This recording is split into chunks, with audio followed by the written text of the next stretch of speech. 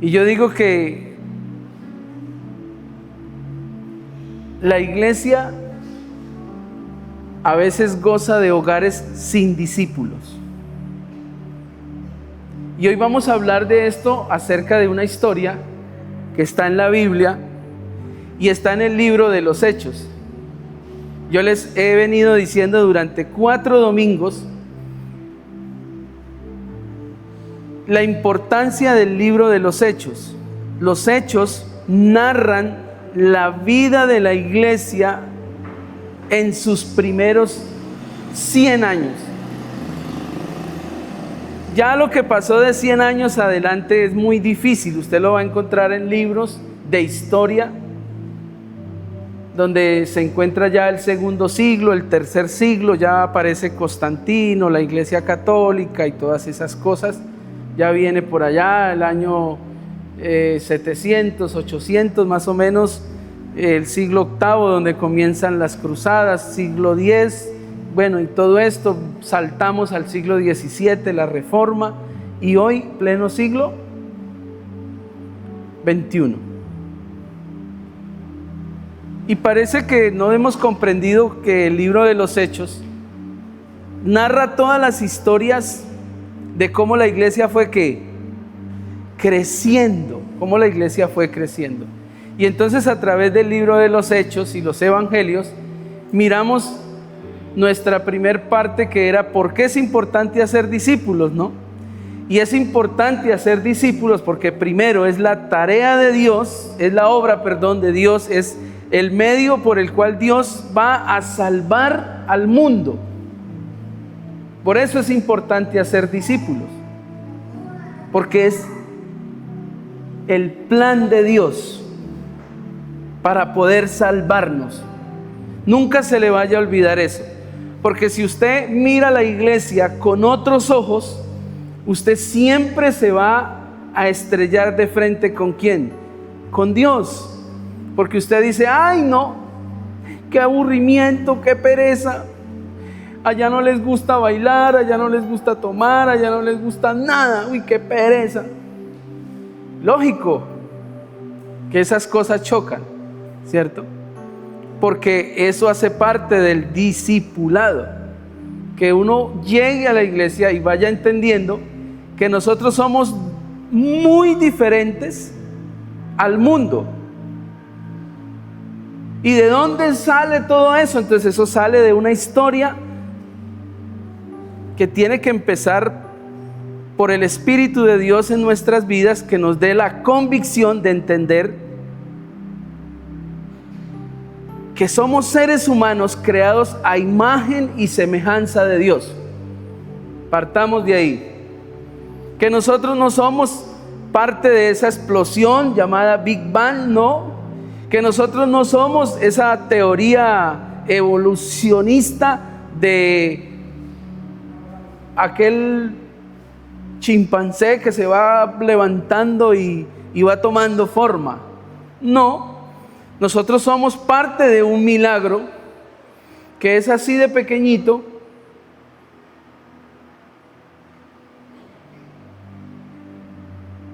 que tiene el soplo de vida de Dios, y que en medio de la creación se cometieron errores, y que Dios en su libre albedrío nos permitió cometer esos errores con la primera creación, Adán y Eva, y que de ahí para adelante se pagó un precio muy alto y se sigue pagando un precio muy alto, y entonces Dios manda a su Hijo a reparar ese daño. Ese es el Evangelio, a Cristo, y Cristo salva al mundo por medio de ¿quién? De sus discípulos, porque Él pone lo más difícil, que es su vida, pero Él deja el mensaje de que todos aquellos que crean en el Hijo de Dios, que entregó su vida para rescatar la imagen y semejanza de Dios que se había perdido, van a lograr ser salvos por medio de la ¿qué? Ya lo dijimos, por medio de la predicación, por medio de el anuncio del Evangelio. Entonces por eso es que la cultura se va introduciendo en el mundo, pero al introducirse la cultura en el mundo, choca. Porque ahí es donde nosotros decimos, ay, eso se va, aunque hay unos evangélicos sí muy cansones, recalcitrantes, que no hacen sino señalar a la gente con el pecado, y de eso vamos a hablar un poco hoy. Pero realmente cuando nosotros predicamos y hablamos de manera correcta, estamos haciendo discípulos.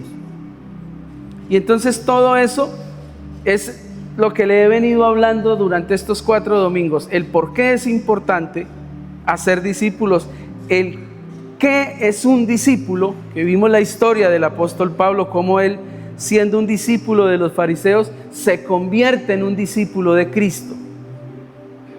El tercer domingo miramos, ¿se acuerdan? A ver, vamos a hacer ya lo colocaron, mire. ¿Cómo se hacen los discípulos? Ya miramos cómo se hacen los discípulos. El domingo pasado miramos quién estaba encargado de qué, de hacer discípulos, quién. Y hoy vamos a mirar en dónde hacemos discípulos. Y vamos a hablar de hogares sin discípulos. Pero la pregunta que hoy el texto nos va a responder es la siguiente. Y es, ¿en dónde hacemos discípulos? ¿En dónde? Y cuando hacemos esta pregunta es inevitable. Por eso la historia que leí al comienzo tiene que ver con las misiones. Las misiones. Y fíjese que la cultura de las misiones también se ha desvirtuado. Por ejemplo, en esta iglesia casi no se habla de las misiones. Pero usted debe saber que en las asambleas de Dios hay una organización encargada de formar no solamente pastores, evangelistas, sino que también se forman misioneros. Y que actualmente hay una serie de misioneros en las diferentes culturas, aquí en misiones culturales dentro del país, ganándose las etnias, ganándose las diferentes tribus que existen en Colombia, pero que no solamente estamos en Colombia, sino que actualmente estamos en diferentes países del mundo. A nosotros nos representa una misionera que está ¿dónde? En Gaza, ¿sí?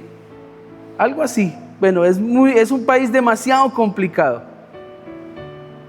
Y allá está ella predicando el evangelio. Y uno diría, ¿en dónde se hacen las misiones? Entonces, cuando usted lee la gran comisión, que es hacer discípulos, ella tiene un orden. Y de ese orden es parte de lo que hoy vamos a hablar. Y quiero que vayamos, va a ser un poco extensa la lectura, pero vamos a tratar de memorizarla y a tratar de tomar el cuadro de lo que leemos. Vamos a leer una historia un poco larga, pero trate de tener la historia y retenerla en su mente para que se vaya identificando con lo que yo le voy a ir exponiendo. Vamos a ir al libro de los Hechos.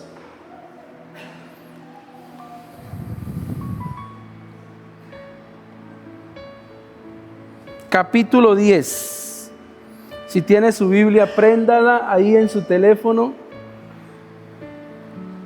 Si tiene Biblia en físico, ábrala ahí en el libro de los Hechos. El libro de los Hechos está entre Génesis y Apocalipsis. Ahí lo puede encontrar. ¿Listo? Entonces, acostúmbrese a situar al libro de los Hechos en Mateo, Marcos, Lucas, Juan y automáticamente Hechos, para que lo tenga presente. El libro de los Hechos. Quien escribe el libro de los Hechos es Lucas, el que también escribe el Evangelio de Lucas, para que usted tenga eso presente. ¿Y por qué es importante saber quién escribe el libro de los Hechos. Porque el libro de los Hechos lo escribe una mente diferente. Para yo hacerme entender y que ustedes me entiendan, cuando digo que Lucas lo escribe una mente diferente, es que Lucas no fue ¿qué? Lucas no fue discípulo. ¿Sí pilla? Entonces uno mira y revisa todos los nombres de los discípulos, de los 12 apóstoles, ¿cierto? Incluyendo al que en el libro de los Hechos se nombra para reemplazar a Judas, que había sido muerto por causa de su rebeldía y por causa de su, digámoslo, carácter y de todo lo que implica ser una persona. Y Lucas no fue discípulo. Y ahí está la importancia de lo que vamos a hablar hoy. Porque yo le digo algo, si uno quiere aprender a ser discípulos, ¿de quién debería uno aprender? De alguien que fue discípulo. Pero nosotros tenemos que entender que discípulo no solamente es el discípulo que anduvo con Cristo. Por ejemplo, si le queremos atribuir un mentor a Lucas, ¿a quién le colocaríamos como mentor? ¿A quién? ¿Quién fue el que anduvo con Lucas cuando se estaba evangelizando a toda Asia? Pablo. Pablo fue prácticamente el mentor en la vida de Lucas. Y es importante que entendamos que no lo escribe un discípulo, porque ahí se nos van a empezar a caer los prejuicios. Porque ¿sabe cuál es el prejuicio más grande que tenemos nosotros en la mente? El quién dice lo que dice. Entonces, si eso lo dice el pastor, le vamos a creer, pero si lo dice otro, no. Porque el pastor estudió, porque el pastor conoce la Biblia, porque el pastor esto, ¿cierto? Y entonces en la iglesia tendemos a pensar así. Y Lucas escribe uno de los libros más importantes, que es el libro de los Hechos. Y mire lo que dice el texto. Voy a leerles. Vamos a leer en la versión Reina Valera para que todos se identifiquen. Dice la palabra del Señor así, concéntrese, no se vaya a dejar distraer porque es larga la lectura. Dice, había en Cesarea un hombre llamado Cornelio, centurión de la compañía llamada La Italiana, piadoso y temeroso de Dios con toda su casa, y que hacía muchas limosnas al pueblo y oraba a Dios siempre. Este vio claramente en una visión cómo a la hora 9 del día, que un ángel de Dios entraba donde él estaba y le decía, Cornelio. Él mirándole fijamente y atemorizado dijo, ¿qué es, Señor? Y le dijo, tus oraciones y tus limosnas han subido para memoria delante de Dios. Envía pues ahora hombres a Jope y haz venir a Simón, el que tiene por sobrenombre Pedro. Este posa en casa de cierto Simón curtidor, que tiene su casa junto al mar. Él te dirá lo que es necesario que hagas. Ido el ángel que hablaba con Cornelio, este llamó a 2 de sus criados y a un devoto soldado de los que le asistían, a los cuales envió a Jope después de haberles contado todo.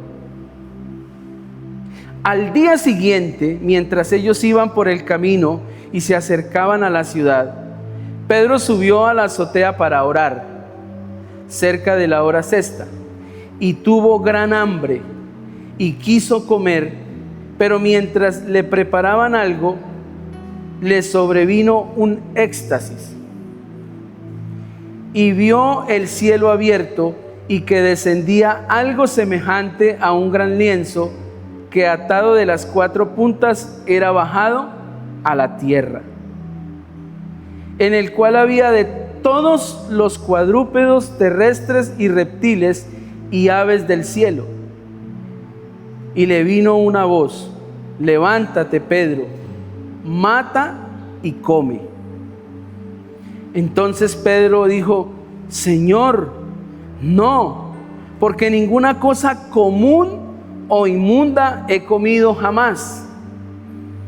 Volvió la voz a él la segunda vez: lo que Dios limpió, no lo llames tú común. Esto se hizo 3 veces y aquel lienzo volvió a ser recogido en el cielo. Y mientras Pedro estaba perplejo dentro de sí sobre lo que significaría la visión que había visto, he aquí los hombres que habían sido enviados por Cornelio, los cuales, preguntando por la casa de Simón, llegaron a la puerta. Y llamando preguntaron si moraba allí un Simón que tenía por sobrenombre Pedro.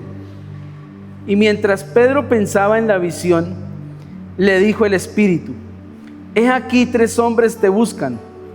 Levántate, pues, y desciende y no dudes de ir con ellos, porque yo los he enviado. Entonces Pedro descendió a donde estaban los hombres que fueron enviados por Cornelio. Les dijo: he aquí yo soy el que buscáis. ¿Cuál es la causa por la que habéis venido? Ellos dijeron: Cornelio el centurión, varón justo y temeroso de Dios, y que tiene buen testimonio en toda la nación de los judíos, ha recibido instrucciones de un santo ángel de hacerte venir a su casa para oír tus palabras.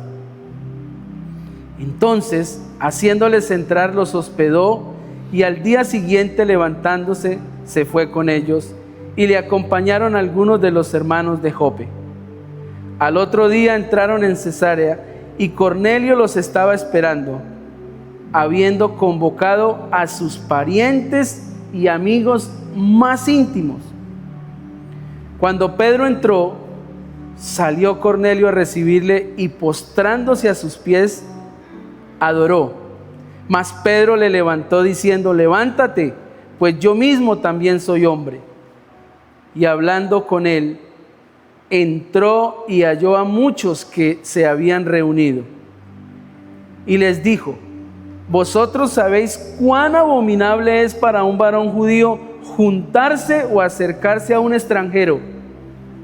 Pero a mí me ha mostrado Dios que a ningún hombre llame común o inmundo, por lo cual, al ser llamado, vine sin replicar.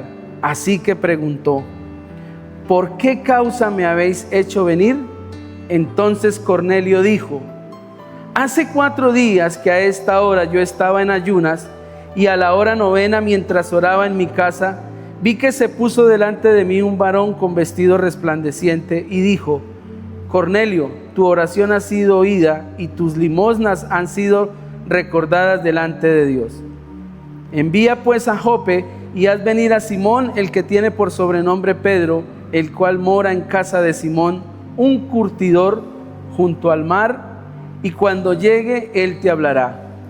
Así que luego envié por ti, y tú has hecho bien en venir. Ahora pues todos nosotros estamos aquí en la presencia de Dios para oír todo lo que Dios te ha mandado. Entonces Pedro, abriendo la boca, dijo: en verdad comprendo que Dios no hace acepción de personas, sino que en toda nación se agrada del que le teme y hace justicia. Dios envió mensaje a los hijos de Israel anunciando el evangelio de la paz por medio de Jesucristo. Este es Señor de todos. Vosotros sabéis lo que se divulgó por toda Judea, comenzando desde Galilea, después del bautismo que predicó Juan. Cómo Dios ungió con el Espíritu Santo y con poder a Jesús de Nazaret, y cómo éste anduvo haciendo bienes y sanando a todos los oprimidos por el diablo, porque Dios estaba con él. Y nosotros somos testigos de todas las cosas que Jesús hizo en la tierra de Judea y en Jerusalén, a quien mataron colgándole en un madero. A este levantó Dios al tercer día e hizo que se manifestase, no a todo el pueblo, sino a los testigos que había ordenado de antemano, a nosotros que comimos y bebimos con él después que resucitó de los muertos.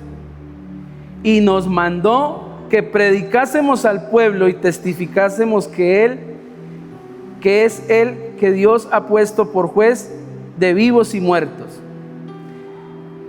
De este dan testimonio todos los profetas, que todos los que en él creyeren recibirán perdón de pecados por su nombre. Mientras aún hablaba Pedro estas palabras, el Espíritu Santo cayó sobre todos los que oían el discurso. Y los fieles de la circuncisión que habían venido con Pedro se quedaron atónitos de que también sobre los gentiles se derramase el don del Espíritu Santo, porque los oían que hablaban en lenguas y que magnificaban a Dios. Entonces respondió Pedro: ¿puede acaso alguno impedir el agua para que no sean bautizados estos que han recibido el Espíritu Santo también como nosotros? Y mandó bautizarles en el nombre del Señor Jesús. Entonces le rogaron que se quedase por algunos días. Un poco larga la historia, ¿no? Es difícil predicar de una historia tan larga, pero muy clara. Y entonces yo quiero dejarles una primera verdad, que es una propuesta central que está en este texto, y es que nosotros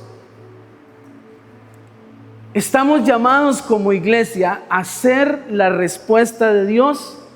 ¿Para quién? Para las naciones. Y ese término naciones hay que entenderlo, porque cuando nosotros decimos que estamos llamados como iglesia a ser la respuesta de Dios para las naciones, eso afirma, sin entenderlo, que nosotros estamos llamados a ir a todas las naciones, a Europa, a Asia, bueno, a todo el mundo. Pero realmente sí y no, porque cuando Dios pensó en las naciones, ¿qué fue lo que le dijo a Abraham? Le dijo: en ti serán benditas todas las naciones. Pero él no le estaba diciendo: en ti serán benditas todas las naciones, pensando en el mundo entero, en diferentes partituras del continente, sino que él le dijo: en ti serán benditas todas las personas. Y eso es lo que ha desvirtuado el que nosotros levantemos hogares sin discípulos, porque a veces entendemos que las naciones es: ay, yo quiero ir a hacer misiones a Nueva York. ¿Cuántos quieren ir a hacer misiones a Nueva York? Chévere, ¿cierto? Yo creo que más de uno se regalara donde llegara aquí un ministro del evangelio y dijera: ¿cuántos quieren ir a Nueva York a ser discípulos con todos los gastos pagos? Eso más de uno se convierte al momento y dice: yo voy a predicar allá. Pues claro, vamos a ir a conocer Nueva York, pues cualquiera se va para allá. Pero realmente las naciones son las personas. Y entonces este texto nos va a hablar por lo menos de 3 espacios donde nosotros debemos hacer discípulos. 3 espacios donde nosotros debemos hacer discípulos. Y quiero que miremos el primero.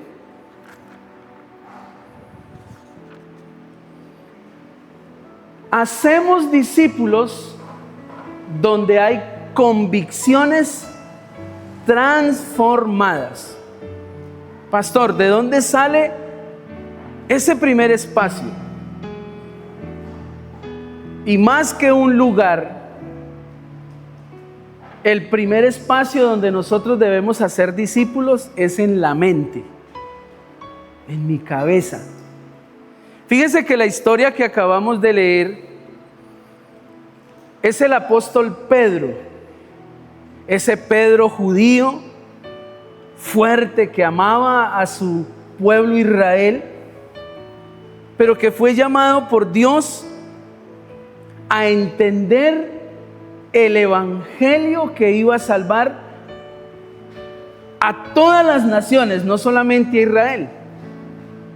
Y entonces la lectura que acabamos de tener relata cómo el apóstol Pedro tiene que empezar a cambiar sus convicciones.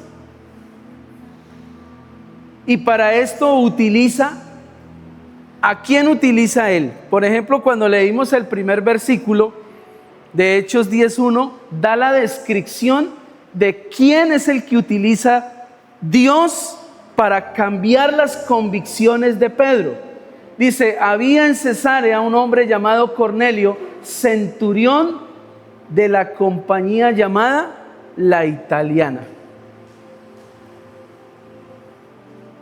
Y escuche esto, los creyentes de la iglesia primitiva,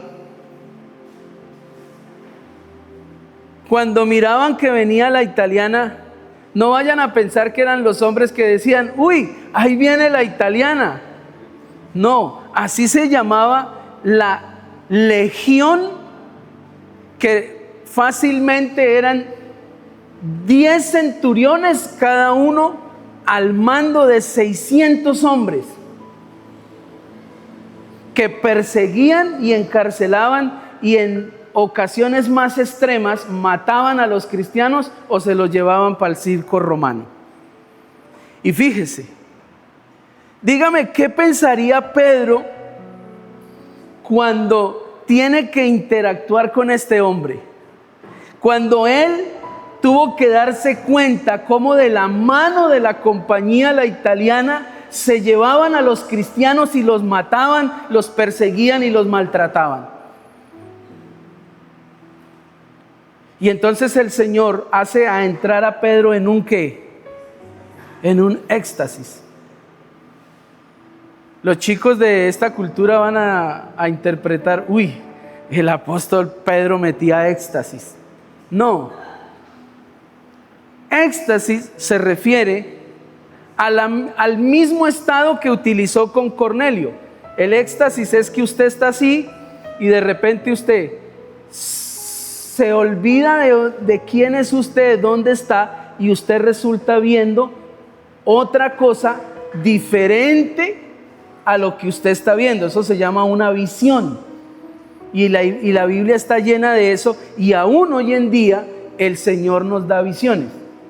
Anoche me contaban una visión que Dios le dio en un sueño a un hermano, y lo voy a hablar. Y es difícil porque a veces nosotros no entendemos. Por ejemplo, al hermano Elmer, el líder de Lejanías, y a la hermana Alba, el Señor le permitió entrar en un sueño y dijo ella, pero es que fue clarito y yo me levanté asustada. Y entonces ella me contó el sueño a ver qué interpretación le daba yo. Y le dije yo, pues darle una interpretación como tal, yo le trato de ayudar, pero darle una interpretación es muy difícil. Y yo le dije, ¿qué soñó? Y dijo, no, ¿cómo le parece? Que me soñé que el hermano Elmer, mi marido, llegaba pero borracho de la fonda. Dijo, y traía a una mujer y a un hombre, a una pareja de ahí de la vereda, y llegaron a la finca. Dijo, pero eso para mí fue muy duro. Y yo le dije, ¿pero por qué fue duro? Dijo, pues claro, pastor, porque saber que Elmer ya es bautizado, que Elmer ya predica, que ya el templo, que ya la niña lo ve, que él asiste a la iglesia, y de repente yo tener ese sueño que él llega pero en una borrachera, y que yo le pregunté, ¿y de dónde vienen? Y ellos dijeron, pues de la fonda. Dijo, y en ese momento yo me sentí tan mal, que yo lo primero que hice fue coger a la mujer y meterle un puño así. Dijo, y ahí en ese momento me desperté y yo dije, uy, no. Y empiezo yo a orar en mi mente cuando ella me está contando eso. Y yo le digo, ¿qué les estará queriendo mostrar Dios? Y es que allá tenemos un gran problema como se tiene aquí. Allá no están los ángeles, allá está la fonda, ¿sí? La fonda de los ángeles. Y entonces, ¿qué pasa? ¿Qué le querería mostrar Dios? Y entonces yo le dije, puede ser que la fonda se va a acabar. Como puede ser, y yo ya sabía, pero yo no le quise decir. Porque pues eso fue así, rápido, y ella tenía que irse. Pero yo fácilmente cuando ella me dice, y le pegó a la mujer y esto y lo otro, yo dije, yo lo único que le dije, revise cómo usted mira a la gente que está yendo a la fonda. Mírela, mire cómo siente usted, a ver. Porque esta vez no fue la gente que va a la fonda, sino fue su marido que llegó de la fonda. Y entonces cuando nosotros miramos esto, el Señor utiliza una visión, y lo que utiliza en la visión es un lienzo. ¿Qué es un lienzo? Es una sábana, es un pedazo de tela, diferente a cualquier tela, que desciende del cielo, y en medio de eso, ¿qué viene? Animales, ¿cierto? Usted lo vio ahí, vienen cuadrúpedos, aves y reptiles. Y entonces aquí tenemos que nosotros estudiar ¿por qué el Señor le muestra esos animales? Porque en medio de esos animales, en esa sábana que desciende así y Él está mirando, vienen toda clase de animales. Animales impuros y animales puros. ¿Y qué le dice el Señor? Mate y coma. ¿Y qué dice Él? Dice, no, Señor, ¿yo qué voy a comer? Si son inmundos. Y entonces uno dice, bueno, ¿y por qué no mató uno que no fuera inmundo y comía? Porque en la tradición judía, ¿qué había? Que si usted llevaba cualquier animal que se podía comer y se juntaba nomás con el otro, ya quedaba ¿cómo? Inmundo, ya quedaba impuro, no se podía comer, así fuera bueno. Esas eran las leyes de ellos. Y entonces Él 3 veces, escuche, 3 veces baja eso así, y Él mata y come, y Él, no, Señor, eso es inmundo, eso no sé qué. Y la convicción que tenía Pedro era que Él solamente podía hacer discípulos ¿en dónde? En Jerusalén, en los que eran de raza judía. Y uno diría, venga, pero luego este hombre, ¿cómo es que era él? Versículo 2. Piadoso y temeroso de Dios. Y uno dice, venga, ¿cómo así? El hombre es piadoso, temeroso de Dios. Y Pedro, pensando eso de ellos, ¿sí ve?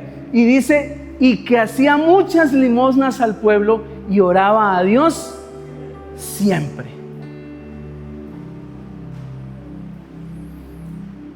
Y entonces Dios utiliza eso para cambiar las convicciones de Pedro. ¿Qué tengo que decirle yo? Que debemos tener, escuche lo que le voy a decir, tener una teología liberada y liberadora. Porque nosotros tendemos en la iglesia a tener una teología muy ¿qué? Muy esclavizadora. Y es que la gente que llega a la iglesia se esclaviza a los prejuicios y a las convicciones de la denominación. En estos días estamos tratando de sacar el comité de asuntos religiosos de culto y conciencia en la Macarena. ¿Y qué tiene que ver eso? Un comité, usted más que nadie sabe que es un comité donde diferentes actores divergentes de las creencias se van a juntar en una mesa. Y es difícil, eso ha sido difícil porque juntarlos a todos, eso es difícil. Porque este cree, y resulta que jurídicamente y constitucionalmente el Comité de Asuntos Religiosos fue fundado para ese fin, para poder sentarnos todos, así tengamos convicciones diferentes. Y el que no lo entiende de esa manera y el que tiene convicciones como las tenía Pedro choca. Y entonces en estos días hicimos el primer evento y nos reunimos y todo eso. Y de repente se sientan dos personas normales de la congregación, porque eso se hace con los pastores, pero se puede llevar acompañantes. Y se llevaron dos acompañantes, un pastor llevó dos acompañantes. Y se acordaba que no se podía orar en el evento que hicimos, porque eso de una u otra forma va a chocar con las diferentes creencias. Que hiciéramos un minuto de silencio y que cada quien elevara su oración a Dios de manera como lo hacen. Y una de esas personas se levantó brava de ahí y dijo: no estoy de acuerdo que uno no pueda hacer un evento para Dios y no orar. Y salió y se fue y nos dejó ahí.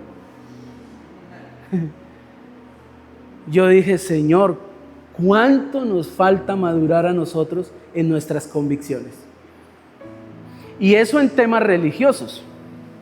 Cuando nosotros miramos esto, hay miles de cosas de por medio que Pablo va a tener que tragarse por amor a la obra de Dios.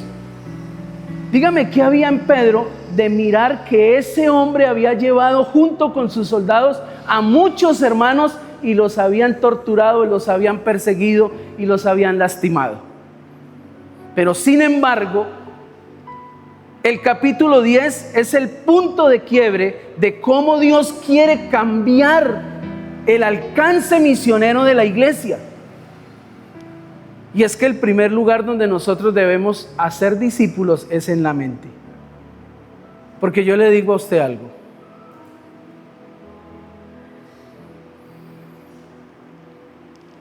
Y aquí yo voy a hablar y no me vayan a malinterpretar. Nosotros somos los que debemos tener claridad de convicciones claras y definidas en medio de un país tan polarizado como el que tenemos. Porque nosotros debemos promulgar lo que Dios quería dejar en el corazón de Pedro, y es cambiar esa mentalidad. ¿Qué es lo que hace Pedro cuando llega a la casa de Cornelio? De una vez le refregó, ¿sí vio cómo se lo refregó? Y le dijo: yo entré aquí, pero usted supiera, entrar aquí, eso queda uno inmundo y queda uno, de una vez se la soltó. Pero también le aclara y le dice: pero ya entendí que Dios no hace acepción de personas. Y es que ese es el problema que tiene estancada la iglesia, que nosotros, los que nos hemos convertido en discípulos, definimos a quién se le predica y a quién no. ¿Yo qué le voy a predicar a ese? ¿No ve que ese era un ladrón aquí en el pueblo? ¿Yo qué le voy a predicar a ese si no ve que ese es un sapo de la guerrilla?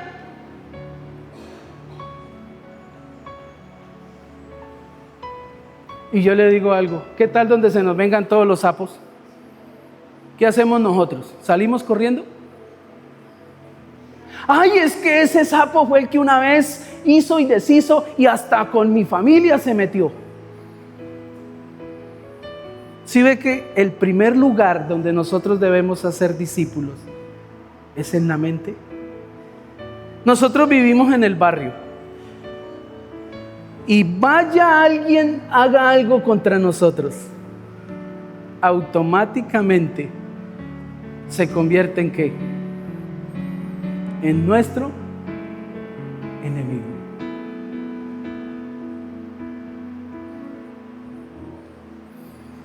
Es Dios y su palabra quien prepara nuestra mente para ir a ser discípulos. Fíjese, Dios toma a Cornelio y le da una visión.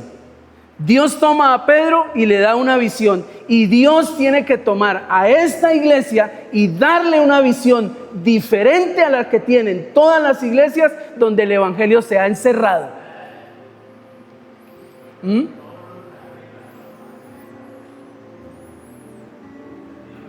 Hay muchos reparos religiosos de parte de nosotros. Y hay hogares que están esperando a un discípulo. Y yo les hago una pregunta: ¿en qué sentido, como Pedro, tenemos que nosotros desprendernos de viejas formas de pensar? A Pedro le costó mucho aceptar que Dios no hace acepción de personas. La naturaleza inclusiva del amor y los prejuicios culturales y religiosos estaban truncando la obra misionera y la forma y el lugar donde se deberían hacer los discípulos.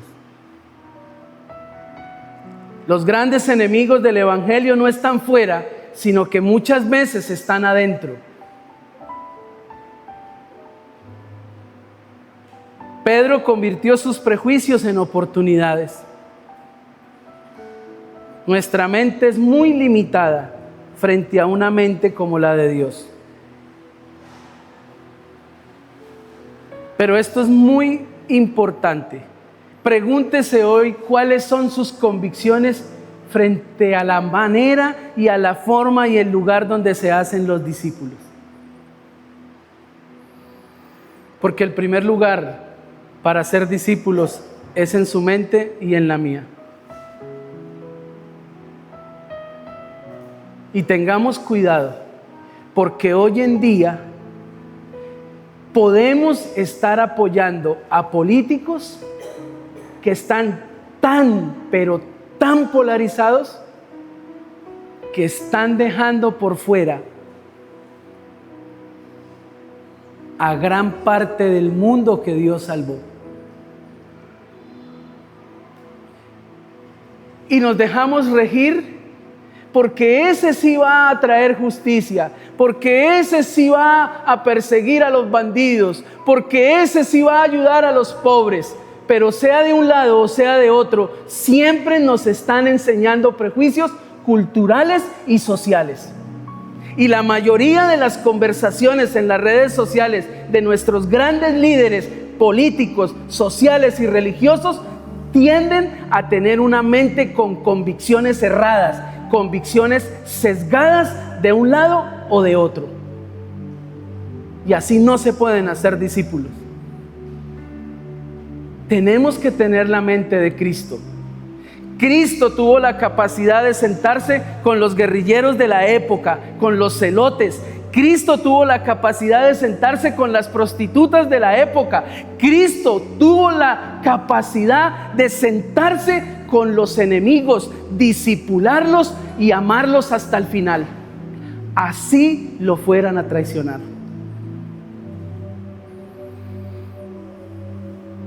Pero usted dirá: pastor, y entonces mi mente no da para ser discípulos. Pero si usted ha aceptado a Cristo y usted ha llegado hasta esta estancia, es porque Dios viene transformando su mente. Y miremos el segundo espacio que conecta con la historia y tiene que ver con que hacemos discípulos donde hay ¿qué? Comunión regularmente. ¿Qué tiene que ver eso? La comunión regular tiene que ver donde nosotros con regularidad nos unimos. Ejemplo, todas las actividades que se hacen en la iglesia son comunión regularmente. Vamos a hacer una vigilia, eso es comunión regular. Vamos a hacer un desayuno para orar, eso es comunión regular. Pero dígame dónde regularmente usted tiene comunión a diario. En la casa, en el hogar, Y usted se da cuenta que a Dios le interesaba llevar a Pedro ¿a dónde? A una casa, pero a una casa diferente. Y yo le digo algo, mire, se hacen discípulos donde hay comunión regularmente con Dios y con el prójimo. En el templo es obvio que Cornelio tenía una vida espiritual, pero si ustedes han leído y han estudiado, ustedes deben conocer que Cornelio tenía un lugar en el templo, pero tenía un lugar ¿a dónde? Fuera del templo, porque en el Antiguo Testamento se hizo un patio afuera del templo. ¿Para quiénes? Para los gentiles. Y entonces los únicos que podían ir al lugar santo eran los judíos, el sacerdote al lugar santísimo, y los otros afuera, afuera, afuera. Por eso el Señor lleva a un hogar a un discípulo llamado Pedro, para que discipule a Cornelio y a los que estaban allí con Cornelio. Dios envió por Pedro a Jope. Pedro en casa de Cornelio. La iglesia primitiva tenía por costumbre y por cultura hacer los discípulos en las casas. Y entonces, pastor, ¿dónde hacemos los discípulos? Estamos contestando a esa pregunta. Dígame. El primer lugar donde Dios estuvo interesado que se hicieran discípulos era en las casas. Y yo le hago una pregunta. ¿Cómo está usted discipulando a los de su casa? ¿Es usted de los que con facilidad entra en controversia con sus hijos y los mantiene criticando y los mantiene señalando? Usted no está discipulando, usted los está mandando al infierno. Porque el hecho de que usted piense diferente no le da a usted la razón para decirle a un hijo o a una hija que usted tiene que portarse como yo me porto, o que usted tiene que creer lo que yo creo, o que usted tiene que cantar como yo canto. Porque si usted me pregunta a mí como pastor, yo tuve que dejar muchas convicciones para llevar a Juan José donde está. Y la primera que tuve que sacarme de la mente era que él no podía tener una novia. Y el día que me enteré, ese día lo quise frenar y quise prohibirle y quise decirle: mire, en la iglesia a mí me enseñaron esto y me enseñaron aquello, así que nada de eso. Y el Señor me hizo caer en un sueño y utilizó a un Cornelio y a una Cornelia llamada Dayana, que me llamó y me dijo: si quiere perder a su hijo, sígalo criticando y sígale poniendo trampas y sígalo haciendo caer donde él no quiere caer.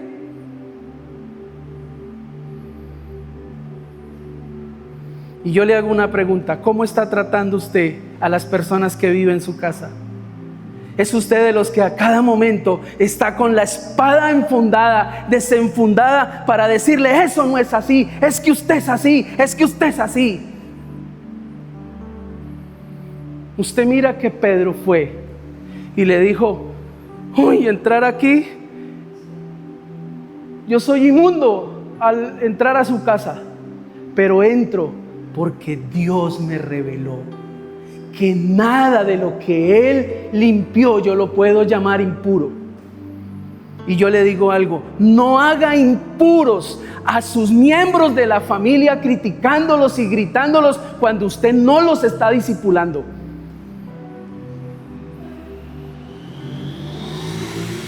Porque la iglesia primitiva nació en los hogares. Hogares sin discípulos, que donde llegaba el evangelio, usted lee el libro de los Hechos, y donde el evangelio llegaba, todos los que estaban en la casa se convertían.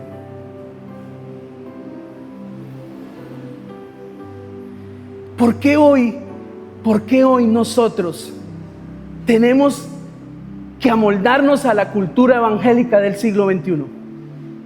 Donde yo me convierto y mi familia no quiere saber nada del evangelio. Lógico que va a haber un choque. Lógico, eso va a ser así. Pero usted decide si ese choque es eterno o ese choque es pasajero. Porque usted tiene que agachar la cabeza. Agáchela. Pero no agache la cabeza porque el pastor le dice. Usted tiene que agachar la cabeza porque en su mente el evangelio se le reveló como se le reveló a Pedro. Y Pedro dijo, no, los gentiles también murieron por mí. Murieron por Cristo, perdón. Y entonces él entiende que los gentiles mueren en Cristo y también son salvos. Y usted se da cuenta de que dice que todos los que estaban ahí quedaron atónitos de mirar cómo la gracia de Dios y el Espíritu de Dios caía sobre los que no eran judíos. Y yo le digo algo, ¿quién va a creer? Pero un día tenemos que tener aquí sentados a los que tienen problemas con la identidad de género y creer que ese Dios que me toca a mí, que me hace llorar, que me hace entender, es el mismo Dios que lo puede tocar a él y arreglarle el problema.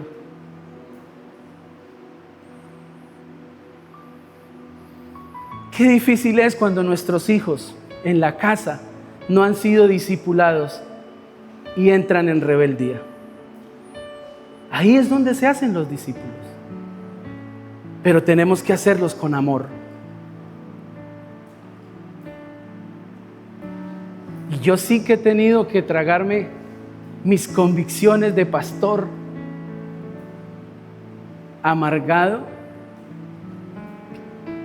Mi esposa con facilidad, ya casi no me lo dice porque he cambiado, y me dice, pero usted sí es amargado, ¿no? Y no parece, ¿cierto? Porque yo lo saludo, ¿qué hubo, hermano? ¿Cómo está? Pero en la casa, no haga, no toque, pero es que usted sí mira, pero es que usted a toda hora, pero es que usted... Santísimo. Qué difícil es eso. Mire, ¿en dónde se hacían discípulos? En las sinagogas. Se hacían discípulos, ya le voy a decir, para que usted lo tenga pendiente. ¿En dónde se hacían los discípulos? Voy a decirles solo los nombres para no entrar más en la Biblia, porque la Biblia es muy largo, muy extenso. Entonces, los discípulos se hacían en las sinagogas. Ahí usted mira y va a mirar en el libro de los Hechos que la sinagoga era donde se reunían. ¿Quiénes? Hermano Salomón.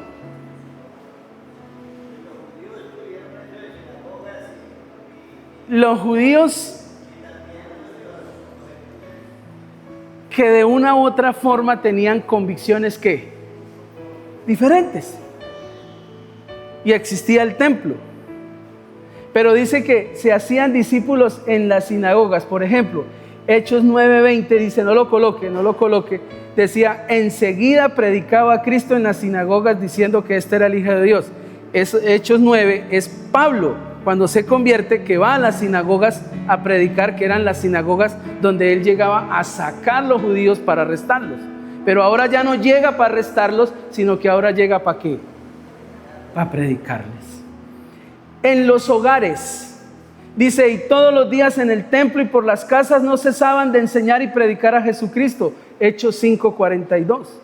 Dice, entonces saliendo de la cárcel, entraron en la casa de Lidia y habiendo visto a los hermanos, los consolaron y se fueron. Hechos 16:40.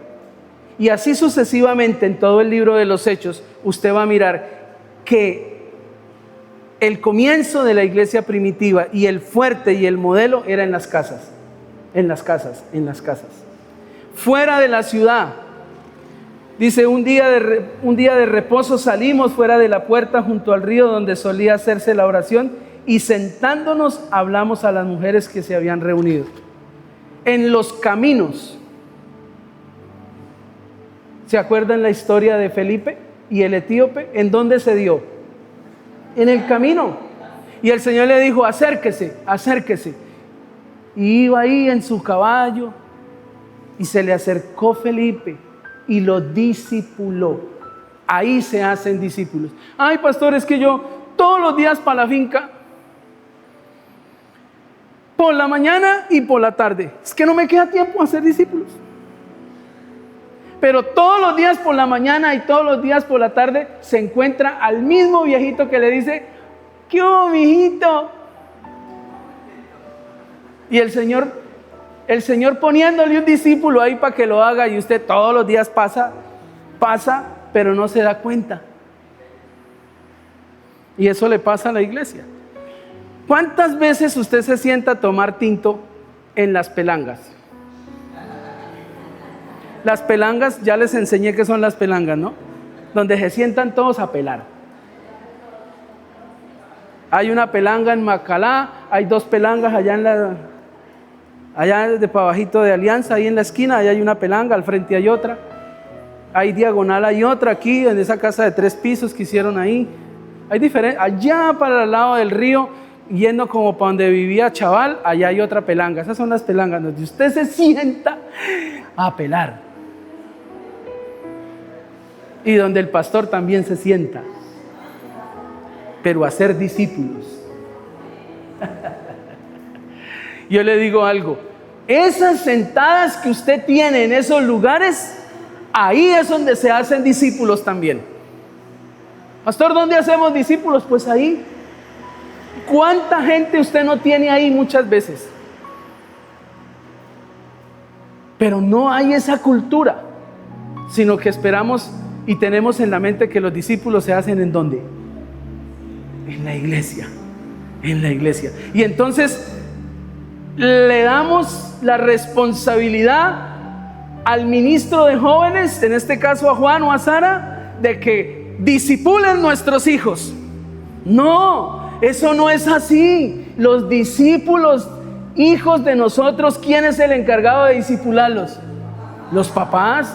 Vaya, mire el modelo del Antiguo Testamento. A los 5 años, los niños de 5 añitos ya se sabían la Torá. Los primeros 5 libros de la Biblia, Fabián. Usted le preguntaba a un chinito de 6 años, ¿y qué dice Éxodo? Y arrancaba. Y hasta que terminaba. Todo se lo sabía. Hoy en día usted le pregunta a un niño, ¿quién se montó en el arca? Y empiezan, ¿sería Jonás? ¿Sería Moisés? ¿Sería? Ni saben. ¿Por qué? Porque en la casa no se tienen espacios para discipular. ¿Ve? En los caminos. ¿En dónde más? Mire, en la plaza pública dice, así que discutía en la sinagoga con los judíos y piadosos, y en la plaza cada día con los que concurrían. Les predicaba el evangelio de Jesús y de la resurrección, y tomándole le trajeron al Areópago. Hechos 17 al 19. Ahí está el lugar donde se hacen discípulos. ¿Cuántas veces usted va a la 40? ¿Cuántas veces usted va a mi campo, a Frutimás, y saluda a la cajera? Y saluda a la cajera, y la cajera es muy buena gente, y la cajera es más linda, y la cajera me ayudó, y es que yo, ahí me gusta ir, es cuando está esa cajera. Claro que si usted es hombre y tiene problemas, a usted le gusta ir cuando está esa cajera, ¿cierto? Pero si usted va a discipular, usted ya hace una conexión, y Pablo y los discípulos tenían eso. Ellos sabían dónde había comunión regularmente. ¿Qué le estoy queriendo decir? Que los discípulos se hacen donde usted con facilidad se reúne con personas. Y lo primero que tenemos que nosotros entender es que donde más hay comunión es ¿en dónde? En la casa. En la casa. Si un día llega a venir el rapto y usted llega con su familia allá y el Señor le dice, ¿y dónde están sus hijos? ¿Dónde está la hijastra que le endosé ahí? Ahí se la puse también a nombre suyo porque ese que la hizo no fue capaz. Y ahí tan se la endosé a usted, usted me responde por ella.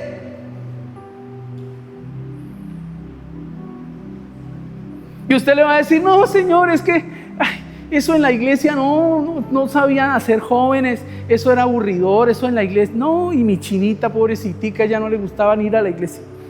Y el Señor le va a decir, no, mamita, no, papito, ¿usted me discipuló a los hijos o no? Ay, no, es que no me quedaba tiempo, yo salía a las 7 y volvía a las 10 de la noche. Ahí es donde se hacen los discípulos, en la casa. Y estamos viviendo en una generación que exterminó el lugar donde se hacen los discípulos. ¿Sabe quién está discipulando a sus hijos hoy? Google, la IA, TikTok.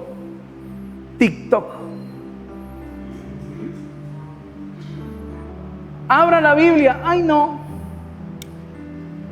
Abra la Biblia en el profeta menor Nahum.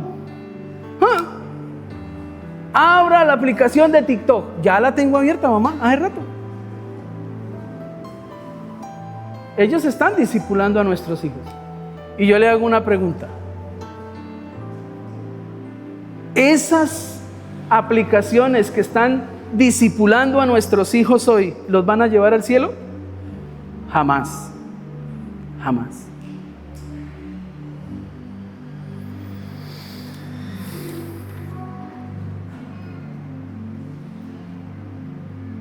La iglesia primitiva tuvo un discipulado donde se le enseñó a través de las cartas. Usted lee Efesios, usted lee Colosenses, lee Filipenses, y siempre se va a encontrar de que Pablo quiso que en las iglesias y en las casas se aprendiera a convivir como esposos. ¿Sí han leído Filipenses? ¿Sí han leído Colosenses? ¿Sí han leído Efesios? ¿Sí han leído Pedro? Eso no lo dejó ahí el Señor a través de los discípulos porque ellos dijeron, no, eso los discípulos se hacen es afuera. No, usted mira que las cartas dicen, el esposo debe vivir sabiamente con la esposa debe callarse y obedecerle, sujetarse, pero si el marido tiene amor, si la ama, si le provee, todo eso. Usted dice, los hijos no tienen por qué vivir descarriados, los hijos deben vivir en sujeción. Todo, absolutamente todo está en la Biblia para que usted discipule a su familia. Pero ¿sabe a dónde hemos relegado todo? A la iglesia y al domingo. Y yo les he dicho y vuelvo y se lo digo hoy por enésima vez, el domingo no alcanza. El domingo venimos a celebrar que usted hizo un devocional durante la semana y Dios lo ha bendecido y Dios tiene a su esposo andando finito. Y Dios tiene a su esposa andando finita. Y Dios tiene a sus hijos obedeciendo. Y entonces usted viene el domingo solamente a darle gracias a Dios. Y usted entra en la adoración y usted le dice, gracias Dios, porque a través del discipulado que estoy haciendo en mi casa se está salvando. Pero ¿sabe qué es lo contrario? Señor, yo vengo el domingo a traerte todo. Mire que mi esposo casi me pega el lunes, en cambio el martes me metió la mano. Y así. Pastor, mire que mi hijo no quiere volver a estudiar. Mire que mi hijo ahora quiere trabajar porque conoció la plata. Pero ¿para qué no lo? Disipúlelo.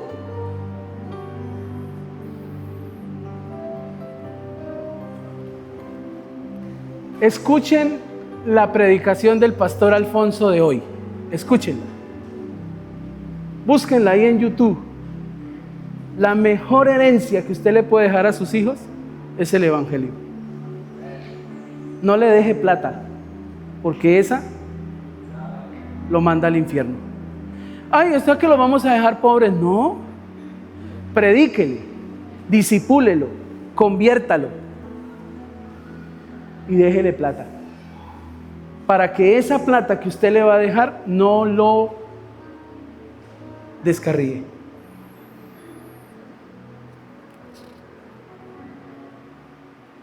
¿Qué estamos haciendo cuando tenemos comunión regularmente con la gente? Todos los que estaban en esa casa querían bautizarse. ¿Sí vieron cómo termina? Y dice que Él trajo a los más allegados y a los más íntimos. Y vamos a entrar a lo tercero, que es corto. Hacemos discípulos donde hay ¿qué? Comunidades diferentes. Entonces estamos llamados a ganar nuevas culturas. Debemos tener una cosmovisión de inclusión y no de exclusión. Miren, los que estamos llamados a ganarnos a los jóvenes somos nosotros.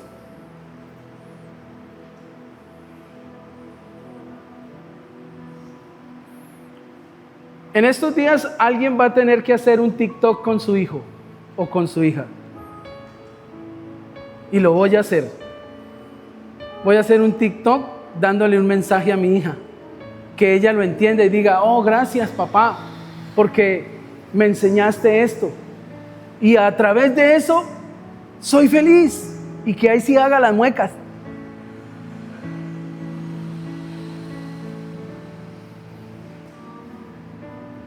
¿Sí? Comunidades diferentes. Debemos tener cosmovisiones inclusivas. Necesitamos ir a todas las esquinas de las tinieblas donde hay personas atrapadas en rebeldía contra Cristo. ¿Qué es una comunidad diferente aquí en La Macarena? ¿Las pueden identificar? Una comunidad diferente.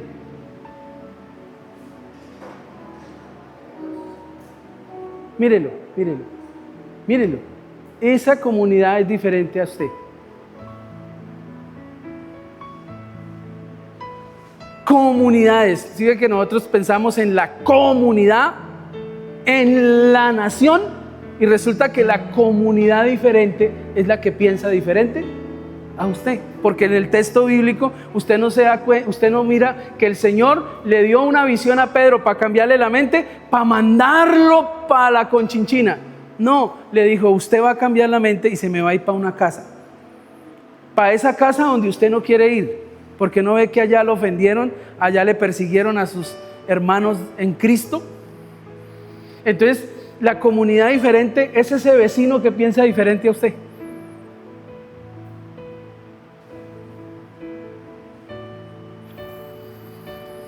Ay, Dios.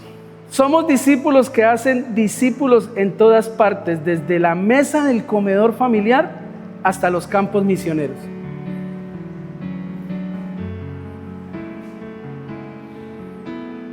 ¿En dónde le abrió Jesús los ojos a los discípulos?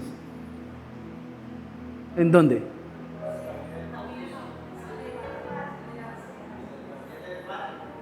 Ahí, en la mesa.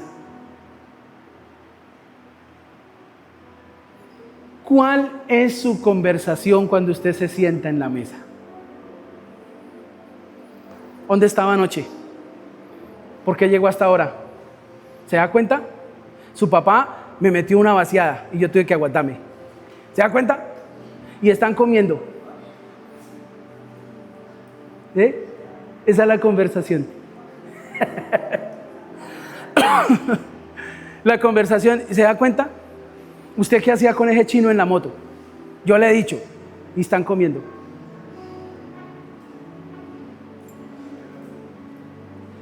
Usted está comiendo. Y si no tiene la cultura del discipulado, su esposa se acuerda de la pelea que tuvo hace 20 años con que el buzo que tenía era de color rojo. Y acuérdese que usted tenía un roto aquí en el pantalón y otro aquí. ¿Se acuerda?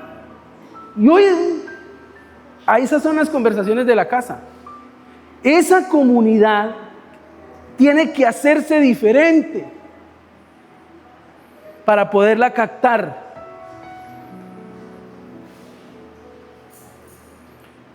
En estos días tengo que arreglar, ha sido difícil, Me ha quedado grande quitarle un celular a mi amigo que se sienta a comer con el teléfono.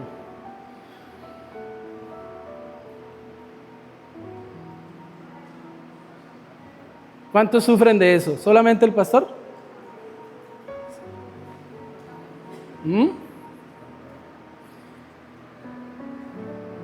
El libro de los Hechos en su primera mitad registra que la iglesia fue entendiendo gradualmente que hacer discípulos es llevar el evangelio a comunidades diferentes. ¿Qué le estoy diciendo? Gradualmente. Yo estoy frente a los que hoy tal vez gritan a sus hijos, pero yo creo que esta palabra tiene que calar profundo en nosotros. Porque un grito, una crítica, una convicción diferente. Mire, mi hijo tiene convicciones muy diferentes a las que tengo yo de la iglesia.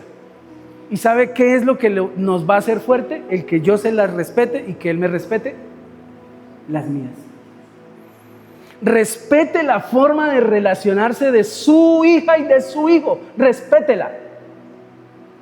Y respetarla es no criticarla, porque ella está en una comunidad diferente. ¿En qué comunidad me crié yo? ¿En una comunidad de gritos, de regaños? ¿En una comunidad donde en las escuelas, ¿saben por qué hoy en día entiendo por qué no me recibían en ninguna escuela? Porque en la escuela era donde yo podía tener tantica libertad. En la casa era juetazo viene, juetazo va, grosería viene, grosería va. Pues claro, yo me iba para la escuela, ya no me decían nada, y allá era donde me agarraba a pelear, jugaba, saltaba, brincaba. Y a su hija le puede estar pasando lo mismo, porque ella no encuentra libertad en la comunidad de su hogar. No encuentra un discípulo que le diga: tranquila, camine, juguemos, sentémonos a mirar una película, sentémonos a jugar, camine, nos vamos a jugar.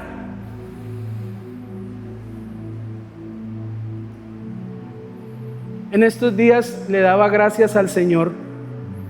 ¿Sabe de qué le di gracias a Dios en estos días?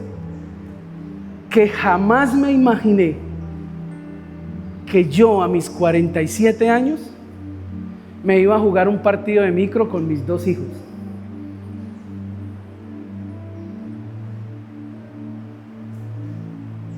Dígame usted qué está compartiendo con su hija o con su hijo. Dígamelo. No, es que yo ya soy viejo, yo ya tengo uno. Vayan allá, ustedes hagan lo que quieran. No, papito, ahí usted los está entregando a que el mundo y el diablo se los disipule.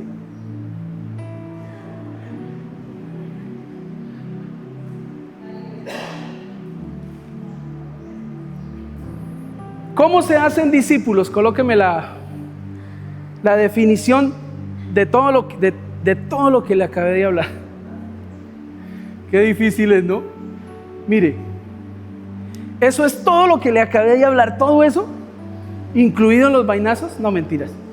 Dice, se hacen discípulos en todos los aspectos y actividades de las comunidades de aprendizaje transformacional que llamamos iglesia.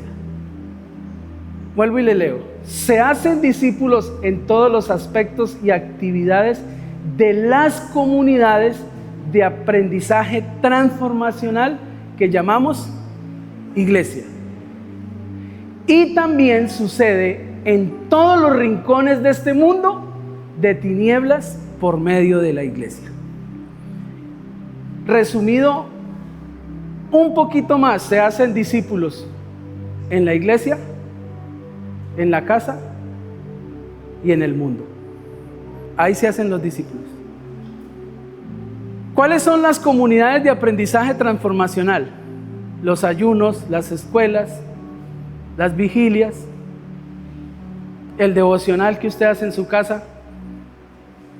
Ahí es un aprendizaje transformacional. Usted quiere que sus hijos se conviertan, hágales devocional, pero no sea aburridor. No coja la Biblia y siéntense aquí, que les voy a leer la Biblia. Y usted coge un texto que dice, no se emborrache con vino. ¿Y se da cuenta que tomar es malo? No. Siéntese, lea un texto bíblico y órelo. Y pídale a Dios que le cambie sus convicciones. En estos días, vuelvo y le digo, yo hago devocional 3 días a la semana con mis hijos, vamos a hacerlo. Y ahí le dije, lo va a hacer Juan, lo va a hacer Lina y lo voy a hacer yo. Traiga una palabra, léala y nos trata de decir algo y oramos. Y usted no se imagina lo enriquecedor que es eso. Ya yo discipulo a mis hijos viendo cómo trato a mi esposa. Eso es una comunidad de aprendizaje. Porque ¿dónde va a aprender un hijo a ser esposo? ¿En dónde? En la casa. ¿Y cómo va a aprender? Pues mirando al papá. Pero si el papá es tacaño, el papá es golpeador, ¿cómo él va a aprender? Él va a aprender lo que mira. ¿Sí ve? ¿Cuántos quieren hacer discípulos? Uy, se nos bajaron las ganas. ¿Cuántos quieren hacer discípulos? Vea, hagamos discípulos menos distraídos. Discípulos.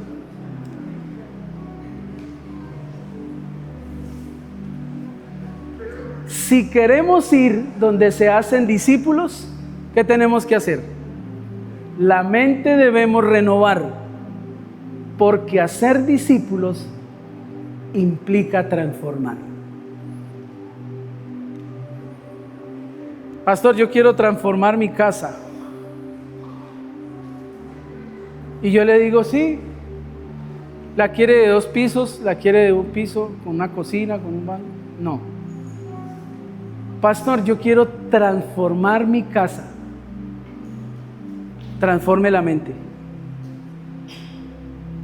Es muy difícil transformar la mente de los hombres frente a las mujeres.